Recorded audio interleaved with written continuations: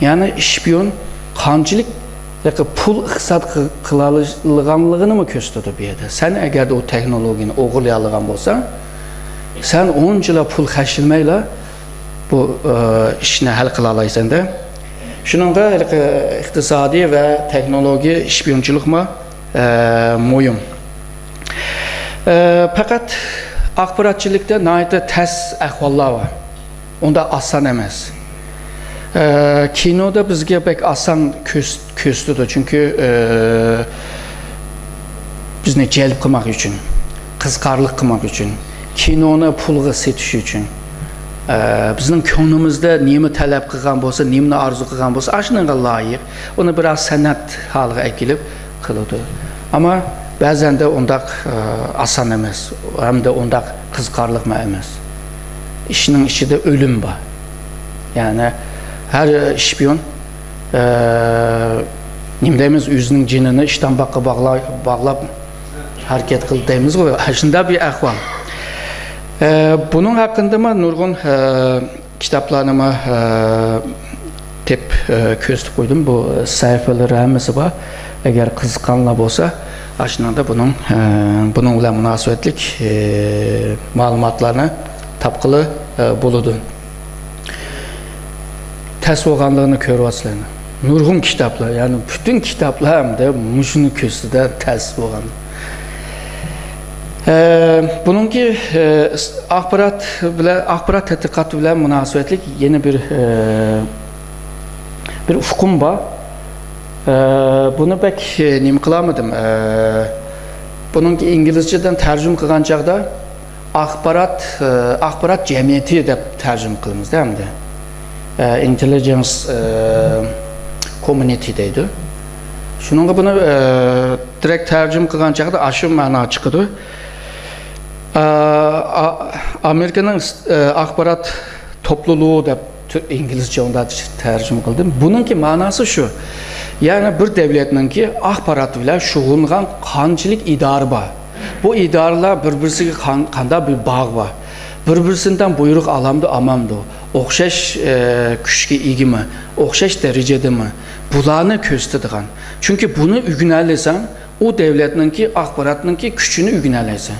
Bunlar kanda hareket kılıvatkanını ügünəlləsən. Bu mu moyun bir mesele. Ama nurgun kitaplarda ve tədqiqatlarda bu axbarat cemiyeti degan narsani pek ta'kidlamaydi. Miyada bu Amerikanın ki axbarat teşkilatını sizlarga miyada ko'rsatdim. Misalga bizning bilgan CIA degan teşkilatı o mustaqil. O bevas nemiga bağlı. Başlık yani prezidentga. Qolganini balki ko'ryapsizlar. Mutafiya ministerligiga bağlı qancha tane var? 8 tane. Onunki enerji ministerliği bağlı olan bir tane. İçki güvenlik ministerliği. Bu içki güvenlik ministerliği İngilizce'de anavatan xavfsizlik ministerliği diyen tercümesi bu. Yani bu 11 sentyabrdan kim kurgan bir ministerlik. Yani burun Amerika'nın ki xavfsizlik meselesi Amerika'nın çigrasının teşhidi olattı. 11 sentyabrdan keyin xavfsizlik mesele Amerika'nın ki içki toprakta oldu. Şununla mı bir ministerlik kurdu. Bununla bağlı olan bir tane, iki tane axbarat teşkilatı var. Adalet ministerliği. Onunla bağlı bir axbarat teşkilatı var. Taşqı ministerliği bağlı olan bir axbarat teşkilatı var. Taşqı ministerlik normalde dünyada da görüngen devlet değil, yani dünyada en altıda olan 20 devlet değil.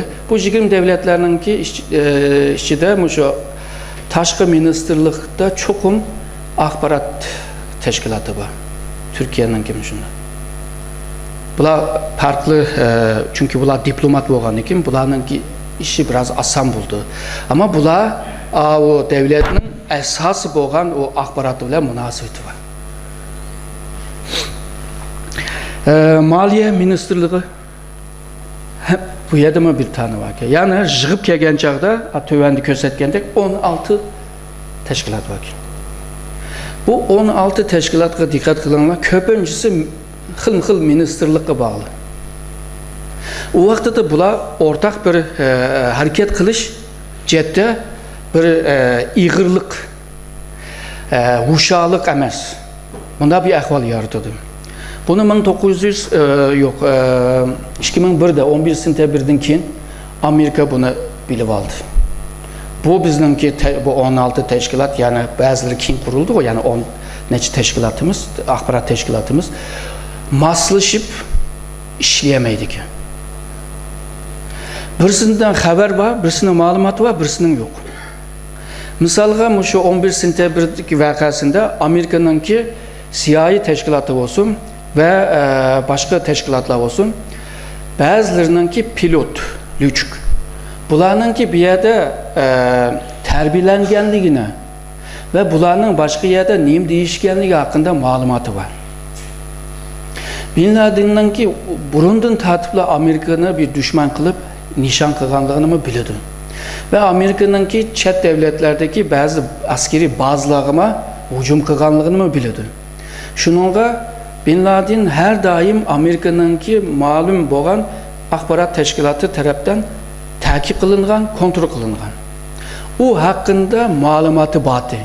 O malumatını şu umumi axbarat teşkilatlar birlikte bunu tahlil kılıp, müzakir kılıp, analiz kılıp, hülası çıkarmagan gibi. Şununla bu iş yaman oldu deb George Bush hükümeti şununla yeni bir axbarat teşkilatını kurup çıktı. Yani Uygurca degan vaqtida umumi axbarat teşkilatı en tövende kösettim ayada.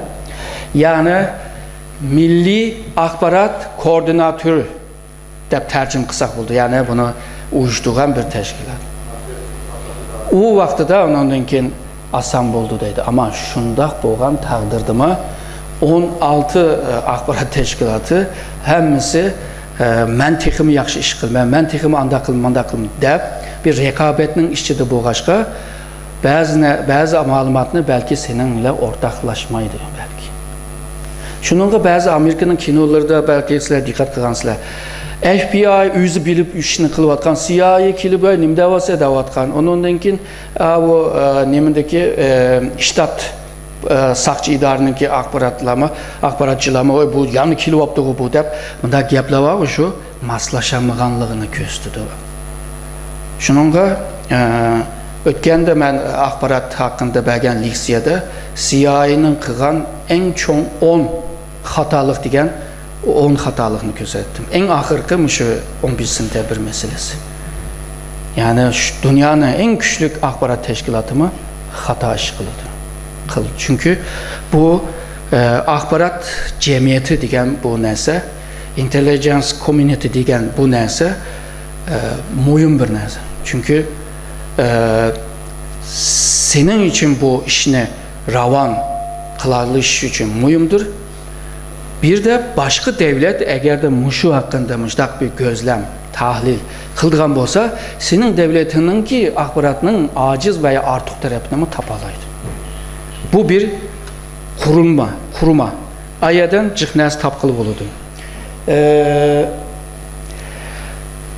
Axbarat, ben başlığı dedim, bir devletinin ki siyaseti için naydı muhim bir malumat berəlaydigan bir yer. Mesela Türkiye'nin mi körüvatımız? Axbarat teşkilatı Türkiye'nin beşiğe 30 neçə ildən beri dert olan PKK'nın ki beşiğe olan lavlamı körüşüvadıdı. Çünkü o malumatını almağıca sen baş ministerge doğru malumat veremezse baş minister doğru siyasetini çıkaramaydı, politikanı icat kılamaydı. Şununla meyli o boğan vaka sanki yaksın, yakmasın, meyli müdüdül olsun, hemmesinin en doğru, en hakikatini tep ekilsin. Axbaratın işi bu. Şununla devletinin ki milli siyasetini orlaştırgan vaxtda da bu naydı mühim. İkincisi, stratejini orlaştırgan vaxtda da yaman mühim bir malumat bu. Strateji qandaq oturuq çıxdı degan vaqtda bir o'tganlarimni deb berdim. Ya'ni bir davlatning, bir odamning, bir jamiyatning, bir shirkatning bir nishoni bo'ladi. Nishonni amalga oshirish uchun onunğa qarta strateji planlarını qurish lazım. Strateji planının to'g'ri qurilganligini tespit qilish uchun senin qo'lingdagi ma'lumotlar haqiqat bo'lish lazım. Yani haqiqatga yaqin bo'lish lazım. Ama biz hammamiz inson o'g'li bo'lg'achqa, nurg'un, yani hissiyotlik bir inson bo'lg'achqa, nurg'un xatoliklarni qilaymiz hamda. Misolga deylik, biz normalda mantiqlik narsa, to'g'ri narsa. Shunaqmi? Mantiqi nereden keldi? Mantiqi tecrübeden keldi. Her tecrübe doğru mu? Ya da tarihteki tecrübe ve bugünkü tecrübe o'xshamaydi. Mantiqini bir tarafga qo'yib qo'yaylik. Her mantiqli narsa to'g'ri bo'lmas mumkin. To'g'rilik degan nima? To'g'rilik va xatolik degan narsa qimmatlik. Ya'ni ijtimoiy, siyosining qimmatligi yani. Çünkü mening deyotgan to'g'rilik belki İngilizler qabul qilmaydi, İngilizler. Belki tarixda to'g'ri degan narsa bugün to'g'ri emas. Onun için to'g'rilik mi bir mesele. Undaqda her to'g'ri narsa haqiqat emas. Belki. Yani hammasi unda emas, belki. Shuningga hamma nimaninki asosi haqiqat, haqiqat bo'lgan narsa to'g'ri bo'ladi. Haqiqat bo'lgan narsa talash tartish bo'lmaydi. Haqiqat bo'lgan narsa haqida nurg'un hukm bo'lmaydi. Haqiqatga bir hukm bo'ladi. Agar bir masala, bir narsaga yomon ko'p hukm bo'lib kelsa, o narsada chatoq bor. Nimaga o'xshaydi desam, bir osh qushi bilan nurg'un qulupni ochalagandek. Demakki, qulupda chatoq bor. Yani bundaqda shuningga axborotchilarning tep ekegan ma'lumotlar cho'qim haqiqatga yaqin bo'lishi lozim. Bu sebeple strateji planını orlaştırgan vaxtıda ve bunu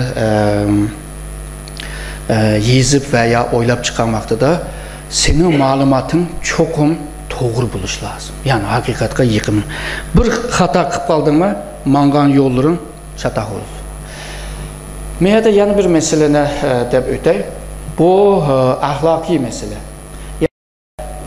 Devletler, cemiyetler, şirketler axbarat tepiş üçün qo'ldan kelgan mayli yomon, mayli yaxshi, mayli axloqiy, mayli axloqsiz her yöntem, her uslubni ishlatadi. Çünkü onu tepish uchun. Endi bu ish to'g'ri, yani axloqiy jihatda to'g'rimi deb so'raydiganlar chiqadi. Çünkü qilgan ishlaring, masalan, necha odam o'ldi, shunda bo'ldi, bu oldu, patlab ketdi, shuni yani kinolarda ko'rdim. Axloqiy masalasi. Bunu qandaq ko'rimiz, qandaq xulosa chiqirimiz, qandaq tespit qilamiz degan haqida mı talash tartishlar bor. Bence bu axborot degan narsa davom qiladigan bo'lsa, davlat degan bir hukm davom qiladigan bo'lsa, axloqiy masalalarni talash tartishni davom qilamiz deb o'ylayman. Yana bir hukm axborotchi ve strateji mutaxassisi emas da stratejist. Hazır dünyada bo'lsin ve Türkiye'de bo'lsin stratejist degan bu hukm bilan strateji mutaxassisi degan hukm aralashmagan.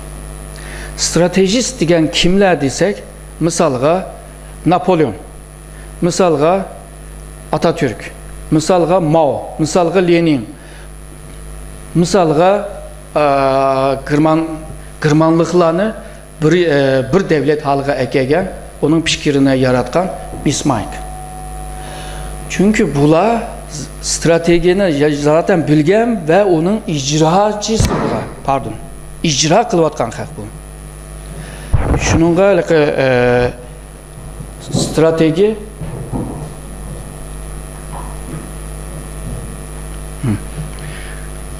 hayacanlanıp uya bir yerden urup sokkulu başladık. Strateji tədqiqatçılar bolsa onun tədqiqatını qıldırğanlar, değil mi? Şunu bir yerdimi bunun hukumunu biliş lazım. Ama stratejist diyen, yani stratejinin icracısı çokum akbaratlara sahip oluş lazım. Toluk oluş lazım. Bu olmasa senin kallandaki nesle bozuk olur. Misalga şu Avrupa'daki uruş canlılarda, bulup Roma devleti vaxtidagi uruş canlılarda iki taraf uruşuptu da. Uruşkandan keyin bir taraf kazanıptı. Kazangandan keyin ağla depti, sen kanda kazandın dese, menin rakibim deydi. Dünyada en yaxşı 10 aşpezni ağığı sağan vaxtıda mən dünyanın en nocu şpiyonlarımını aldığı sağandaydı. Yani o tamak yemən deyib 10 aşpezni ağığı sağan, ma bolsa en yaxşı şpiyonu aldığı sağanda mən kazandım deydi. Yani burunqı canlarda şpiyonların rolü naydı çoğun. Bunda ahvalda. Şununla devletin başqurub atqan stratejist degan adamlar çoxum toğur axbaratlara sahip oluş lazım. Bir yerde Xitayınki axbarat bilan münasibətlik bir qısqacha ötəb getək. Muşu Nikolas'ınki kitabında kaçıncı bölümde, kaçıncı bette nemi yazğanlığını göstərir. Resim bolsa Xitayınki axbarat təşkilatı, yani Ançan bununki resmi. Bu mu sırttan görüngen bir görünüş. Bu mu Nikolas'ınki kitabı da tapqıl buldu bunu. Bu Xitayınki axbarat təşkilatınınki kinişkileri. Bunu zaten ötkəndilmə körsətken. Muş kinişkin körsə bu şeyi düşünmüzdə Xitayınki. Ama bunun da mı sübətlik qılalış lazım dedim. Şunaq mı? Biz normalde axbaratçılarınki qoldaki nəsə həmisi noçu buluş lazımdır. Ama bu kinişkinin xudu Xitayınki nemeleri var bu. Adamlar yasab çıxıralaydıqan bir kinişki oxşavududur. Eksi axbaratçilik veya eksi şpiyonçuluqnınki mahiyeti cəddə biraz anıt bir edib. Bunu en axırda mən toluqluğam bunu. Şununla qarab sözləb bir edib oyluğam. Miyəki alamaydı ikimiz. Axbarat bir devletinki milli mənfəati ilə münasibətlik bir mesele. Burunma digəndə milli mənfəat digən nimo digən vaxtıda bir devletinki yaşayışı, yani devamlılık, buna devletin bekası deyimiz o. İkincisi halkın refahı. Bu iki esas milli mənfəat. Nurgun devletlerinin 3-cü, 4-cü mənfəatları var. Misalға Sovyetlər İttifaqı öz vaxtıda komünizmini yaymaq mı? Milli mənfəatdir. Xitay 1960-70'de bunu oxşaş qıldı. 79'dan keyin İran İslam inqilabını mı dünyaya yayımız deyib, yani Müslümanları yayımız deyib tırışqan. O mu milli mənfəatı?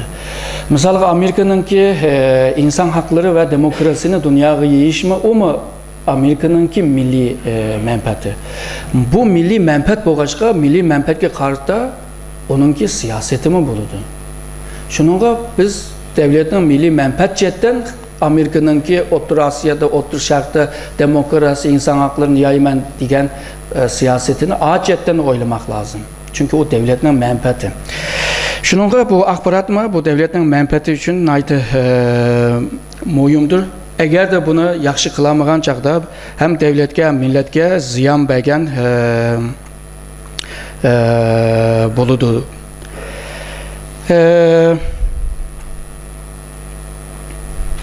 Fakat sen axbarat izləşqə tırışqan vaxtıda sen axbaratını izləşqə tırışqan vaxtıda o adamların sana ruxsat verməydi.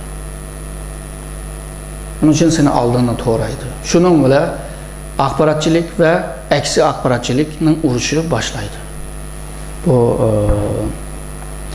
Ondan keyin bu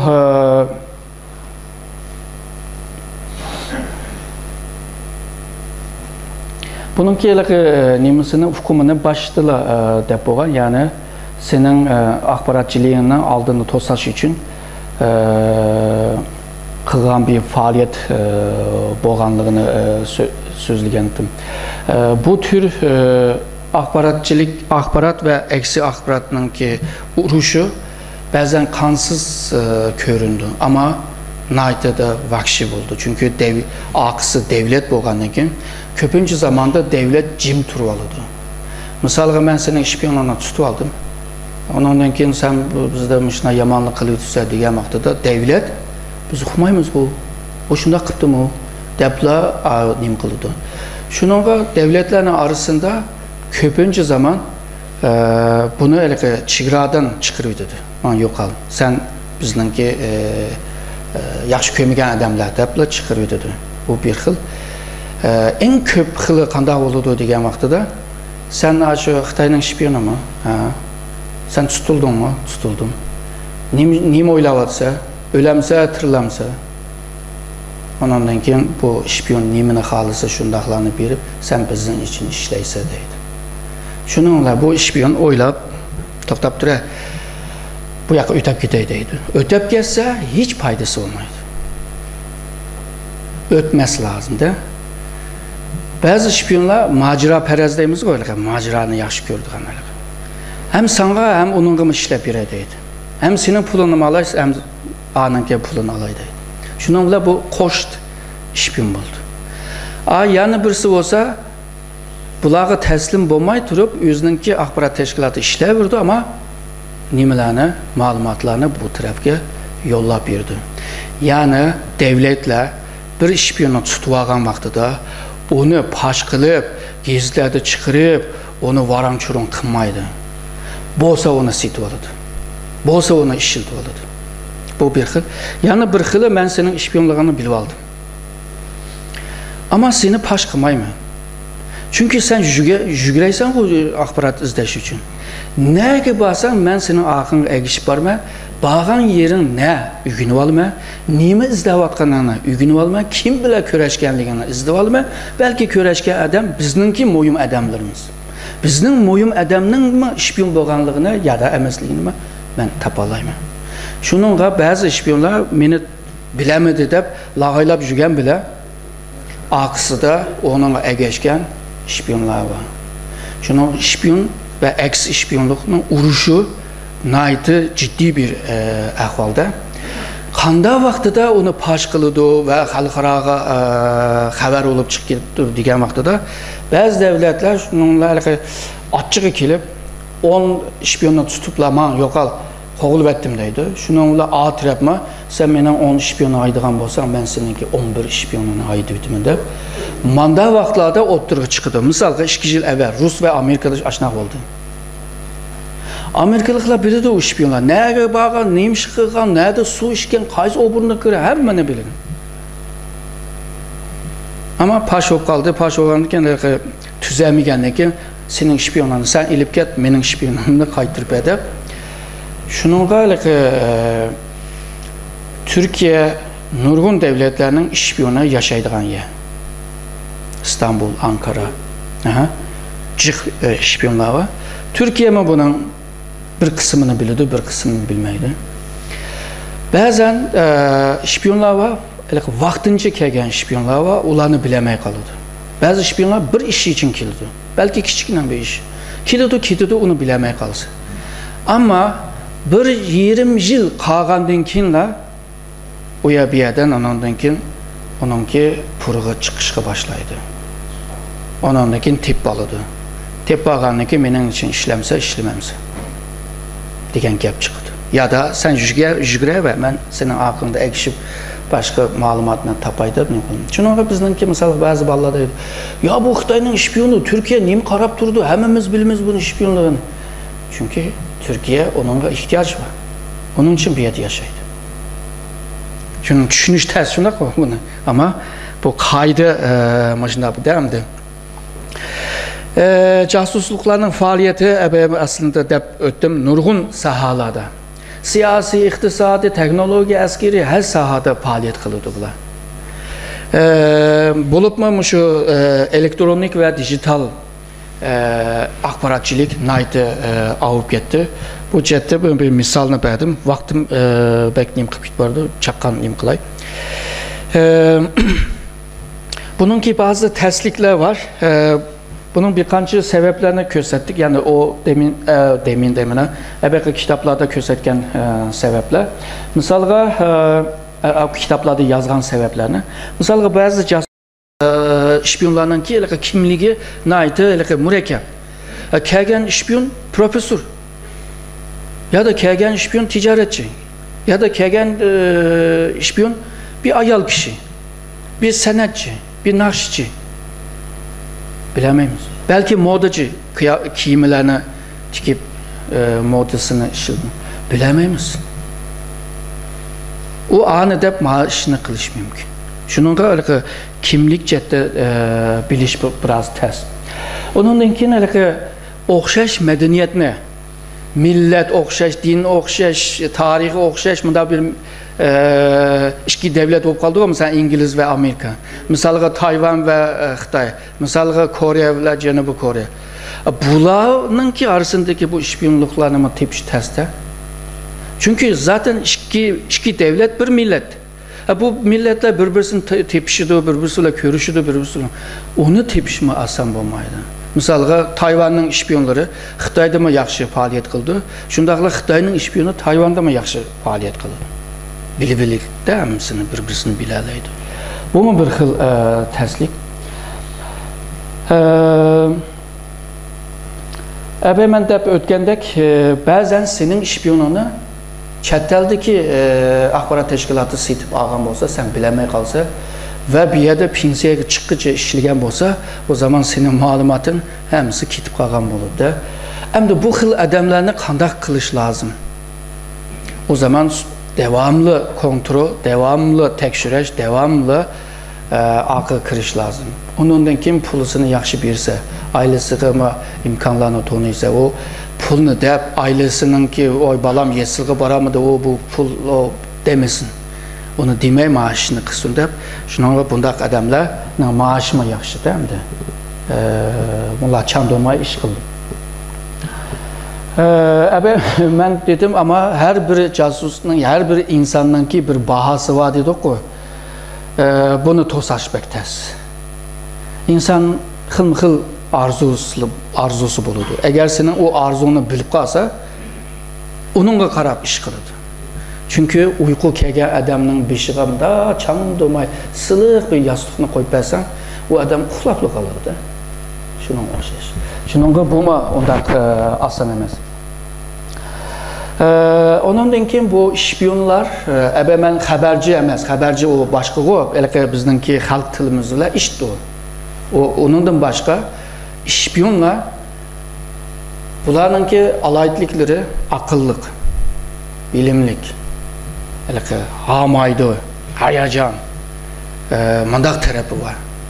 Şununla bundaq adam boğaçqa, zekası, kapasitesi, cesur, çevik de yazdım. Bundaq bir insanlar boğaçqa, bu alayidliklərə sahib boğaçqa, bunlarını mı tepiş ondaq asan bulmaydı? Çünkü tərbiyə ağan işpiyonlar, o bizimki bilgən ondaq xəbərci deyənlərə oxşumaydı. Köpüncü zaman vatanperver boğan işpiyonlar asan sıtılmaydı. O bir ölçekte o. Bu vatanperver boğan olsa asan sıtılmaydı. Çünkü onun derdi vatan, toprak, hal. Pul əməz, xotun əməz, haraq əməz, başqa nimə, maşin əməz, başqa nəsə əməz də. Şununla bu tərəfdən bunu təkidləb qoyaylı. Axbaratçilik karşı, əksi axbaratçilik oxşayışlar teknoloji cəhətdə, iqtisad cəhətdə, o bu cəhətdəki mücadilə, yəni uruş cidəl bu. Yalğızla bir işpiyonçuluq, kinoda kökəndəki işpiyonların arasındaki cidələməz, oxşayışlı devletinin ki hər sahasındaki bir küreş dəb kösək oludun.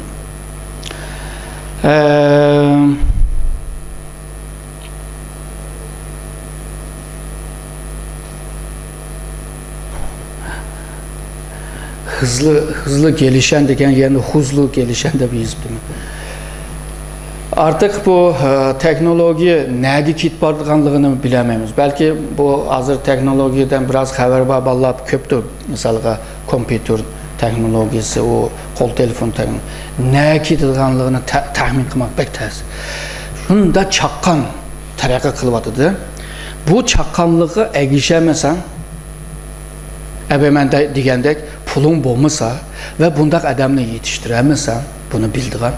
O zaman senin axbarat tipiş ya da əksi axbarat qılmaq təs olur, deyil? Bununla karşı bir üşqil yöntemli yani axbarat şpiyonlar axbarat izləş üçün üşqilğa ayırdım. Birisi kanunluq yolu ilə axbarat izləş. Bunu bir kısmını dedim, yani uçuq malumatlardan axbarat izləş. O mütəhəssisinin işi. Yani her adam onu qılalaydı əməz.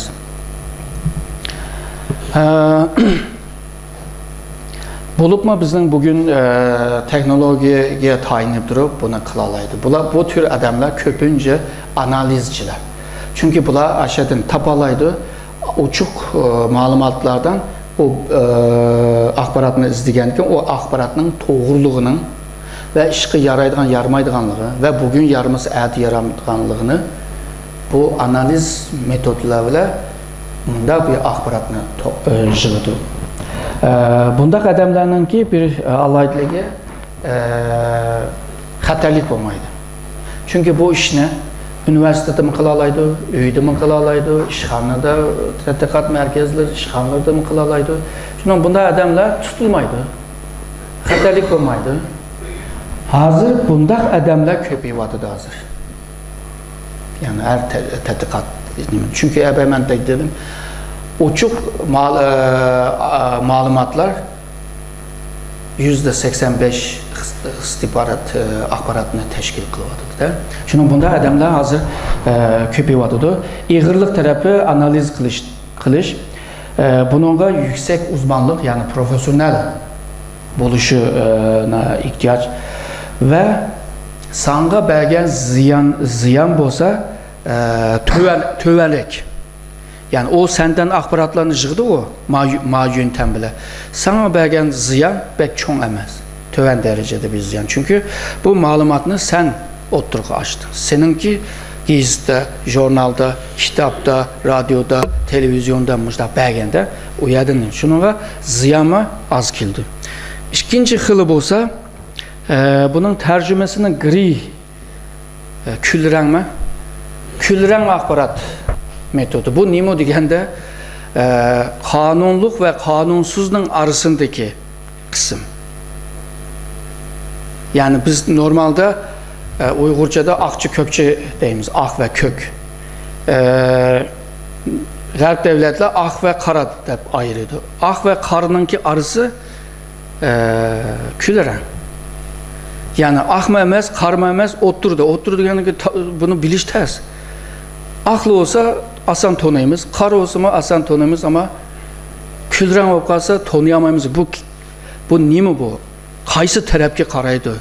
Solğu mu, onğu mu, yuqurğu mu, tövəngi mi? Biləməyimiz də. Şununla Gunga rayonda bu. Bəzi şpiyonlar şu gri, yani külrəng, Gunga şpiyonçuluq. Bu kanda deyəndə kanunu ve kanunsuzluğun arasında ki rayon boşluqda axbaratını yığıdı da. Bunda adamlar normalde kimliği kanunluq. Mesela bir şirketinki temsilcisi Türkiye'de. O şirketin temsilci olandan ki nurgun adamlarını miman qılış lazım, münasibətini tərəqqi qıldırış lazım. Her akşamda tamaq aşxanalara berib tamaq yeyiş lazım. Yani Xitay aşxanaga apırıb yeyiş lazım, uyada sohbet qılış lazım, münasibətini quruş lazım. Vay senin ayarlarına çiraylıq bir kiymek geldim, senin balanga mandan nim qılın. O insan bu münasebetini qilgandan keyin o bu xil münasebet qurilgandan keyin yaqinlashishga boshlaydi. Shundan ular Türkiye'de bunda bo'lib o'tibdi, anda bo'lib o'tibdi, ha degandan keyin o'mi bilmay, to'g'ri deb shirkatda veya davlatninki ba'zi maxfiyatni deb soladi. Misol, adam qonunli kimlik bilan keladi. Misol g'ayada ko'rsatdik. Qandaqlar deganda, buningki eng ko'p aralashadigan adam davlatninki farklı kademendeki, farklı katlamdaki başlıklar. Hatta ministerler, mavi ministerler, vali, mesela Türkiye'de çetellikler, çeteldeki konsuldakiler, Türkiye'nin her kanda vilayetli biri valilerle görüşüp gelerdi. Başka, ama kanunga qargan çağda bu çetellikler çokum taşkı ministerlikten ruhsat ediş lazım. Köp almayın. Bir görüşü. Vali otağan yerde deydi, bu Amerika'nın ya da Kırman'ın ya da Xitay'nın ki elçisi keptomiye gedip, vay buyurun deyip kiçik ye boğandan keyin valilik Ankara, İstanbul oxşumağandan keyin vay deyip oturup, vay qanday deyip istevatqan nərsini soraydı. Bunda yandan soraydı, bivas sormusu mu? Şunun bilan o xoşallığından dəbsiliş mümkün. Bunda onundan başqa diplomat. Diplomatla bile dost olmak. Mesela sen şirketin ki temsilcisi, sen diplomat, aralışdığın adamın mı diplomat? Diplomatla köp nəslərini bilir. O araq sorunda, ziyafet sorunda, tans sorunda, her qanday sorunlarda o paylanıp bu nəslərini öyrəngilə buludu. Onundan başqa gizlici. Gizliciyə dikkat qısaq, biz muhbir deyimiz, ha, şüphenin. Türkiye'de muhabir. İkisi okşaş kelime. Yani bazı axbaratını en köp muhbirler biledi. Şuna isimler bir-birisi var. Gizciler öyle. Veya bir şirketin danışmanı, meslekçisi, devletin ki farklı kademindeki ministerden, müsteşargıcı boğan bu nimeleri var, meslekçileri var. Bularmı nurgun nəslərini bilir, bular bilə aralışıdır. Hatta strateji düşünce kuruluşlar bilə, organdaki uzmanlar bilə, mütəxəssislər bilə paranqılı sohbət qılıdır. Hazır çeteldeki Türkiye'de turaqlıq diplomatlar en yaxşı gördüğün və çıx izləb jürdüğün kişilər şu strateji tədqiqat mərkəzdəki mütəxəssislər. Çünkü bunlar tədqiqat qılıvadıdır. Bunlar nurgun nərsini bilirdi. Devlet mi bunlardan faydalanır? Devletin adamı övülərmi görüşüb bəzi nərslərinə ügünələysə. Mesela sen Asya Pasifik mütəxəssis olsan, Taşqı Ministerliğinin ki, Taşqı Ticaret Ministerliğinin bəzi nimeleri var, bölümleri var bunun qaraydıgan, Asya Pasifik'e qaraydıgan. Bunlar çetel, aşı rayondan kelgan mimarlarını kütüb aladı, bəzən müzakirə qılıdı. Onun bu müzakirəni qilish üçün Muşna Strateji Düşünce Enstitüsündeki mütəxəssislərini çağırıb aladı. Şunun ulamında görüşken buldu, tanışkan buldu, kartını belgen buldu, telefon, ondan keyin e-mail, o bu ola, ondan keyin münasebet başlaydı. Sen bilmeyen bile, adam belki senden malumat toplavadıdır. Belki sen bilmeyip kaldın. Çünkü sohbet biz dost ağıyla. Neyim desem, dep salısı ağzından çıkıdı bu. Şunu ona arlaşkan adamlar şu köpünce şu sohbet yolu bile akbaratını toplaydı. Ondan keyin bu bazı şu kanunluk kimlik bile o devlette özüge layık olan, yani özününki işini kıpıralayan casuslarını, muhbir işpiyonlarını özüge tartışqa tırışıdı.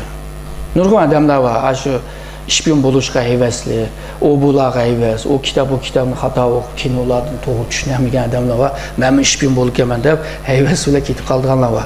Bunlar aşını mı qılalaydı? Yani özünü sitib, öz tərəfə sitib aladı deyib. Bu xil adamlarınki alaydılığı bolsa, bu xil ishpionlarningki, chunki qonunli kimlik bilan kelgachga, bularningki alayligi naydi temkin. Onda aldırab saldırab iş qilmaydi. Hiç bu aralashma bunda ishlar bilan aloqasi yo'qdek bir odamningki profilisini anda shakl bilan o'ttirib chiqadi. Yani ma'lumotni qo'lga tushirish uchun tirishib aşırı bir hareketga kirmaydi. Ama aşırı ketgandan keyin asan chanadi. Ama o ketmaydi. Hamda bular haligi temsilci bu bir kimlik bilan kelgachga, misalga Turkiyada en az bir yıl, en köp 4 yıl qalalaydi. Uzun devam qilgachga, yani uzun yıl yashagachga unda aldırab ketmaydi. Bo'lmasa kimlik pash bo'lib qoladi. Tapallıgancha, ma'lumotni, axborotni tapallıgancha qiladi.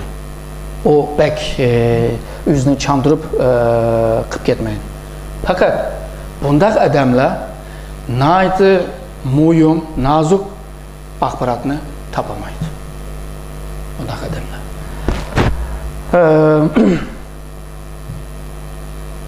Eğer de biraz kallısı bo'lgan, biraz vuşa adam bo'lsa, bu xil adamlarni tepilish chetda, yani bu xil adamlarni deshifra qilish chetda oson bo'ldi. Chunki sen bu chetda biraz biliming bo'lgandiki, bu adam mening bilan do'st bo'lyotdi, balamga, ayolimga mol ekyapti, u bu yerdan bir nima qo'l telefon ekyapti, bir kompyuter ekyapti, bir to'xtab tura deyse. O vaqtida uningkin diqqat qilsa, u oson chanadi. Ama ko'pincha adam bunday emas. Hamma odam axborotni bilib ketmaydi-ki. Men seni nimishga yaxshi ko'rdi desa, "Ya, men degan bunday odam bo'lganki, meni yaxshi ko'ribdi." deb po'chiydi. Bunday odamlar ko'parak. To'xtab turadi deydigan odamlar oz. Agarda qanchalik ziyon berdi degan vaqtida o'rta saviyada ziyon berdi. Ahirgi nimaga kelaylik? Bu bir devlet başka devlet hakkında naydi muhim, nazuk bir axborotlarga ihtiyacı var. Bunu çokum qo'lga tushirish lazım. O vaqtida devletning eng no'chi ishpionlar evitidir. Çünkü o yadro axborotni izlash uchun evitidir. Bu xil odamlar professional bo'lg'achqa, bu chetda mesleki casusluk, yani işpiyonchilik, mesleki işpiyonchilik bo'lg'achqa, bular qanday qilishni biladi. İkincisi, bu adamlar chaqqan kelib chaqqan ketadi. Sen onu bilib bo'lguncha, pasaportdagi ismni izda, buning haqiqiy ismi nima edi deb bo'lguncha, bu ketib bo'lgan bo'ladi. Bundaqlar biraz nima, sizlarning uyqunglar kelib ketdi. Hemen tügde. Bundaq adamlar nimaga bergan, davlatga bergan ziyon, bergan tügdemni, bergan ziyon ig'irdir. Chunki u maxsus shu nazuk, muhim xabar axborot uchun keldi. Ama pash bo'lib qolsa, bu xil odamlar ya o'zini o'ldirib oladi, ya da o'zini boshqasi buni o'ldiradi. Ya'ni pashli bo'lib qolsa bu odamlar akıbeti ölüm. Yani ABK nimelerge okşamaydı da, işpiyonlarga okşamaydı. Bu xil 3 xil işpiyonlar var, xabar nima axborot toplaydigan. Bununla qarta qanday qilish nima ABM deb o'tdim. Yani bu ishlar devlet seviyede qilayotgan ishlar. İlilgan tadbirlar nima shu 3 ga qarab degandim. Qanday qilish lozim deb. Ama gapning arasında ben bularni deb o'tdim. Jiq so'zlab ketmay, rahmat etay. Onun kim bu ba'zi narsani men savol javob bilan chaqqan deb qo'ydi. Chunki so'zlab bersam bo'lmaydi. Ya'ni men gap bersanglar ketaverdi. Ha.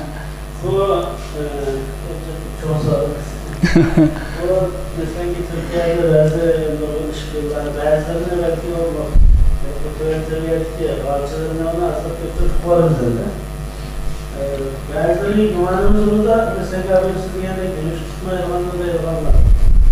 Onun için de Avrupa'da, Almanya'da, İsveç'te tutuklar kurulu dikkat çekiyor. Ola Avrupa münasebetler kaybeler yaşayan yani bu anası gibi tanımını demek için ona başka etmek gibi. Birincisi Avrupa devletleri şu soğuk jangdan keyin düşman kalmadı. Sovyetler İttifakı yok.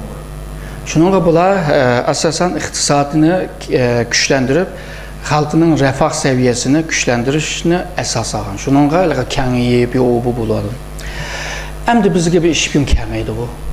Hem de bizde neyimizdeydi? Bizden hemen nemimiz oçuk. Biz demokrat. Bizden hemen nemimiz oçuk aşkar. Onun için onda çok işbirliği gelişinin hacet yok deyip Avrupa'nın dikkat kısanlar nurgun devletlerde özününki ermisi yok. NATO'nun ermisiga bekinib qolgan nurgun devletler var. Yani aşını mı neyim kuvvetkende askerge ihtiyacımız yok. NATO'la ba bizde düşman mı kalmadı, uruş jidal mı benim yok deydigan. Şununla axbaratçılarını işpiyonlarını sel qaraydigan bir ahval var. Bu bir. İkincisi Xitay'nınki işpiyonluğa kelayli. Xitay'nınki işpiyonları yani Avrupa'da tutulgan işpiyonlarının köpüncüsü Uygur meselesi bile, Tibet meselesi bile münasebetli bolgan ekan. İki devletning münasebetini buzadigan derecede emas paş opasını. Şununla bunu sotlab obu qilgan chaqda Xitoyni bir agalandırgandek boludu. Bak sen adamana biz bundan. Çünkü neticede Xitoy bunun özünün işbin bolganligini hiç nim qilmaydi, qabul qilmaydi. Yani taşlap ötedi.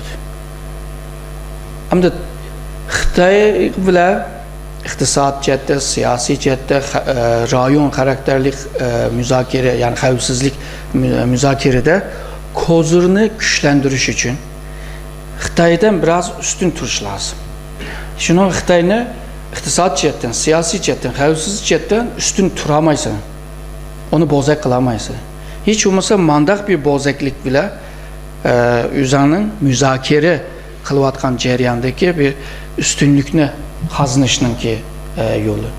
Üçüncüsü bolsa kişilik hukuk. Yani Uygurların kişilik hukuku yok. O bir cerlemiyede aran yaşadığı Xitay yani Uygur işpiyonlarına Uygur'u silip kılıvadığı bunu aldığını bir alaylı, bunlar bir kön böyleyli diyen niyette buluşmuyor ki. Ben muhabbet vardı.